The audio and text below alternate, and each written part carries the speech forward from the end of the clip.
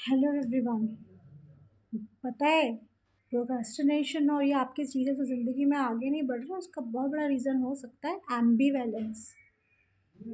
एम्बीवैलेंस पता है क्या होता है? कि आपने एक पॉजिटिव स्टेटमेंट बोला, पॉजिटिव अर्ज दिखाया, बिल्कुल उतने ही स्ट्रेंथ का एक ऑपोजिट जो है नेगेटिव अर्ज और नेगेटिव फोर्स हो। जैसे कि अचानक से अगर आपको इच्छा हुई कि आज मुझे आइसक्रीम खाना है, मुझे आइसक्रीम खाने का मन कर रहा, और अचानक से तुरंत आपके दिमाग में से आ रहा है कि आइसक्रीम नहीं खाते, रहने देते हैं ना, आप मना, मतलब अच्छी चीज़ नहीं है। या इसी का थोड़ा-सा और ग्रैंड वर्ज़न देखा जाए तो चलो, मुझे महसूस हो रहा है कि आज आज से मुझे जो है जल्दी उठना है। पर एक opposite similar force, same force का एक ऑपोज़िट स्टेटमेंट है, रहने देते ना, थोड़ा आराम भी तो करना ज़रूरी है। ठीक है?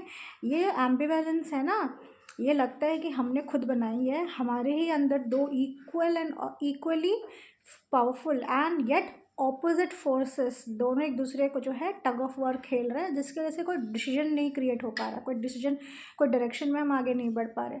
और पता है, ये एक साजिश है। ये शुरू होती है बचपन से। जब आप बैठते हो ना, बचपन में छोटे होते हो और आपकी छोटी छोटी इच्छाएं होती हैं, या आपने अपने आंखों के सामने अपने माता पिता को, जो कि टोटली ऑपोजिट पर्सनालिटी के हैं, एक कहता है बाहर जाओ, दूसरा कहता है बाहर मत जाओ। तो जो बच्चा होता है, जो इनर चाइल्ड बच्चा होता है, वो कंफ्यूज हो जाता है, उसको नहीं पता उस कन्फ्लिक्ट को रिजॉल्व कैसे किया जाए। ठीक है? तो एम्बीवैलेंस देखो, आपके दोस्त भी आपको बहुत करते हैं, it is a sabotaging behaviour.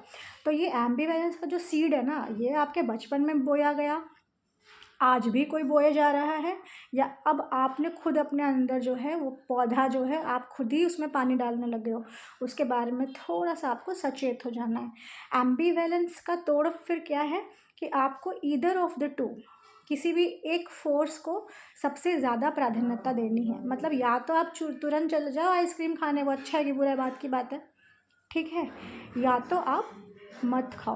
पर ये करना भी मुश्किल है, तो मैं क्या सजेस्ट करती हूँ, जब भी आप अपने आप को एम्बीवेलेंट एनर्जी में देखो, लगे कि मैं कुछ इच्छा कर तो रहा हूँ, पर तुरंत मेरे दिमाग में एक और विचार आता है जो उस इच्छा को दबाने के लिए रेडी रहता है, तो तुरंत क्या करना है, अपना जो हाथ है ना वो अपने चेस्ट पे रखना, कहना नहीं, इससे मैं बाहर निकल रहा हूँ। इवन दो मैं एम्बीवेलेंट हूँ, मैं अपने सदगति के लिए जो भी करना चाहता हूँ मैं भी करूँगा। ठीक है? क्यों? बिकॉज़ ये ना वो सागर मंथन वाली कहानी हो जाती है, यहाँ देवता भी पुल कर रहे हैं और वहाँ पे राक्षस गण पुल कर रहे हैं, तो अब उस मंथन से कुछ अच्छा निकलेगा। ठीक है? तो ऑलवेज़ रियलाइज़ कि जब भी एम्बिवैलेंस आपकी ज़िंदगी का प्रॉब्लम हो, तो ये एक ट्रैप है, ये कार्मिक ट्रैप है, तो आपको वहाँ से निकलना है।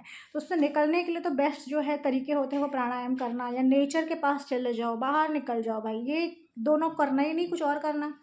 ठीक है? तो उसमें अटके मत रहो।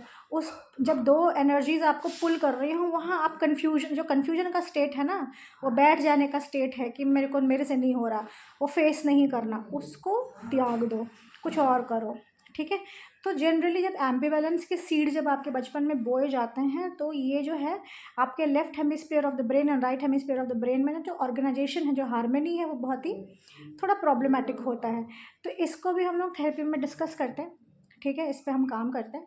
पर हाँ, अगर आप एम्बिवैलेंस के शिकार हो, तो it is very important you realize you are in a trap.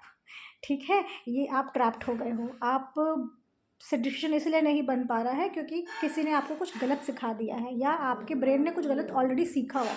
तो तरीका बदल दो, अपना तरीका बदल दो, वहाँ बैठो मत, उस सोच में रहो मत, निकल जाओ।